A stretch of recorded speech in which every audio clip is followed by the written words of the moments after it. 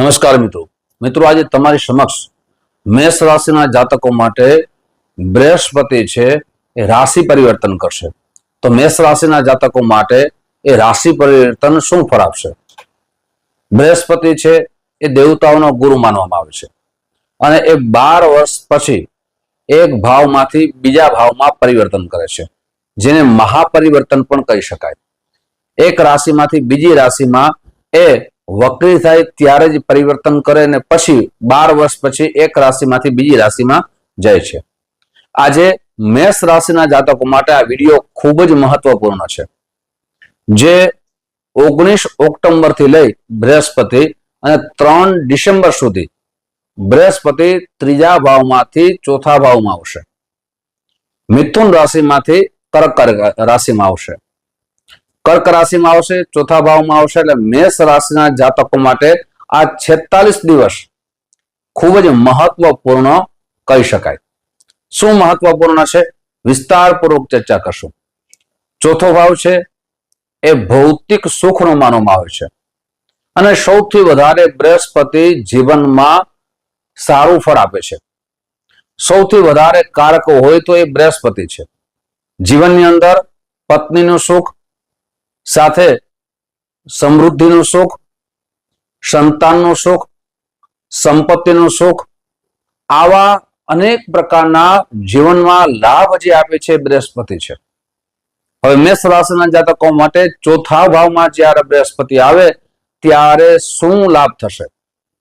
અને બૃહસ્પતિની 3 જગ્યાએ દ્રષ્ટિ પડશે: પંચમ દ્રષ્ટિ, સપ્તમ દ્રષ્ટિ અને ખાસ કરીને જે નવમ દ્રષ્ટિ છે. ચોથા ભાવમાં આવશે એટલે પંચમ દ્રષ્ટિ પડશે એ વૃશ્ચિક રાશિમાં, એટલે કે 8મા ભાવમાં પડશે. સપ્તમ દ્રષ્ટિ પડશે એ કેરિયરમાં, એટલે 10મા ભાવમાં પડશે. જે અને સપ્તમ દ્રષ્ટિ પછી નવમ દ્રષ્ટિ પડશે. નવમ દ્રષ્ટિ છે એ દ્વાદશ ભાવમાં પડશે. દ્વાદશ ભાવ છે એની રાશિ આવશે મીન રાશિ. પોતાની જ રાશિમાં દ્રષ્ટિ કરશે. વિશેષ કરીને બૃહસ્પતિ મેષ રાશિના જાતકો માટે અનેક પ્રકારના લાભ લઈને આવી રહ્યું છે. સૌથી પહેલો લાભ છે ભૌતિક સુખનો જીવનમાં વધારો કરશે. ભૌતિક સુખ એટલે કે જે એમના જીવનમાં વાહન સુખની ઈચ્છા રાખે છે એ વાહન સુખ પણ મળવાના ઉત્તમ યોગ નિર્માણ થઈ રહ્યા છે. મિત્રો, બૃહસ્પતિ તો સારા ફળની પ્રાપ્તિ કરાવશે, શુભ ફળની પ્રાપ્તિ કરાવશે, પણ શનિ ભગવાનની અત્યારે પનોતીની જે સમય ચાલુ છે, પણ શનિ ભગવાનની અત્યારે આપણે ચર્ચા કરતા નથી. પણ શનિ ભગવાનનો ઉપાય અવશ્ય હું બતાવીશ. બૃહસ્પતિ સૌથી પહેલા નવું ઘર આપના જીવનમાં મળી શકે છે. એમ કહી શકાય કે ઘણો સમયથી આપ નવા ઘરની ઈચ્છા હતા કે નવા ઘર મને પ્રાપ્ત થાય, અથવા હું લઉં અથવા બનાવું, એ ઈચ્છા આપની જરૂર પૂર્ણ થશે. સાથે જે બૃહસ્પતિની ચોથા ભાવમાં જે આવી રહ્યા છે, ભૌતિક સુખમાં પોતાની જ રાશિમાં, એટલે કે કર્ક રાશિ ઉચ્ચ રાશિમાં આવી રહ્યા છે, એ સૌથી પરિવારની અંદર માતાનું સુખનો વધારો કરશે, પ્રેમનો વધારો કરશે. માતા તરફથી મેષ રાશિના જાતકો માટે ભૌતિક સુખનો વધારો થશે. એમ કહી શકાય કે માતા તરફથી મિલકતનો પણ વધારો થઈ શકે છે. ચોથો ભાવ છે એ સુખ ભાવ માનવામાં આવે છે. જે જીવનની ઘણી બધી ઈચ્છાઓ હતી કે આ વર્ષમાં હું આ ઈચ્છા પૂર્ણ કરી લઉં, એ ઈચ્છા એમની પૂર્ણ થવાના ઉત્તમ યોગ નિર્માણ થઈ રહ્યા છે. હવે મિત્રો, જે કાર્યમાં આપ આળસ કરતા હતા એ કાર્યમાં આળસ છોડી દેશો અને ઉત્સાહપૂર્વક, ઉમંગ સાથે, જવાબદારી સાથે કાર્ય કરશો. શા માટે? તો કે અહીંયા વિવાહના પણ યોગ નિર્માણ થઈ રહ્યા છે. વિવાહ પણ એક સુખનું કારણ માનવામાં આવે છે. સાથે બૃહસ્પતિની જે સપ્તમ દ્રષ્ટિ છે એ કેરિયર ઉપર પડે છે. આપના જીવનમાં કેરિયરથી પણ લાભ થવાનો છે. મિત્રો, વિશેષ ચર્ચા તમારી સમક્ષ આગળ વધારો તે પહેલા એક નમ્ર પ્રાર્થના છે. મારા નવા મિત્રો આ વિડીયો જોઈ રહ્યા છો, મિત્રો આ વિડીયો તમને ગમે તો જરૂર ને જરૂર લાઈક કરજો, તમારા મિત્રોમાં ખૂબ શેર કરજો. સાથે મિત્રો જે પણ ચર્ચા કરીએ છીએ રાશિ પ્રમાણે કરીએ છીએ, ગોચર ગ્રહોની સ્થિતિ અનુસાર કરીએ છીએ. પણ તમારી જન્મ કુંડળીમાં જો ગ્રહોની સ્થિતિ સારી હશે, બૃહસ્પતિની સ્થિતિ સારી હશે, જન્મના ગ્રહો સારા હશે તો તમારા જીવનમાં મહાપરિવર્તન આવશે.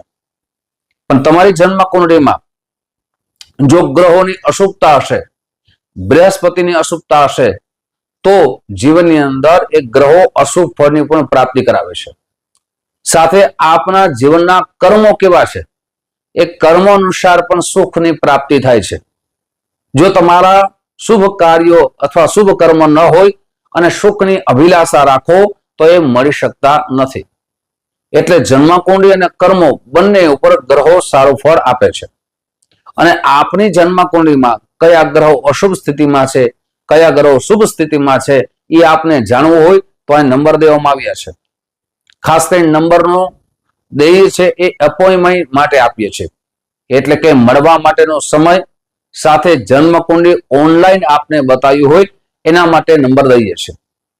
ઘણા બધા મિત્રો નંબર તો વાંચી લે છે, વિડીયો પણ જોઈ લે છે, પણ સમય સાંભળતા નથી.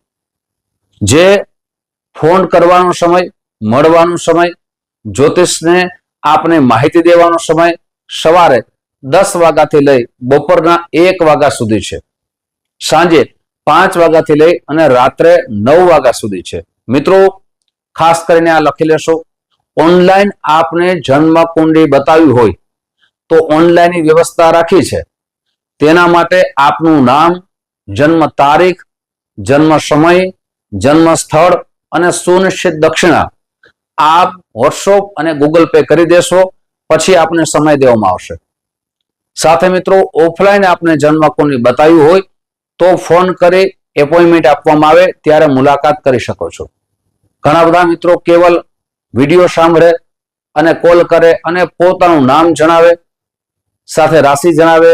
તો મિત્રો એક વાત યાદ રાખવી ખૂબ જરૂરી છે કે સામેવાળા વ્યક્તિને પહેલા આપણે જાણવું જોઈએ કે અમને કઈ સમય આપો છો અથવા અમારે એપોઇન્ટમેન્ટ લેવી છે તો એ એપોઇન્ટમેન્ટનો સમય આપો.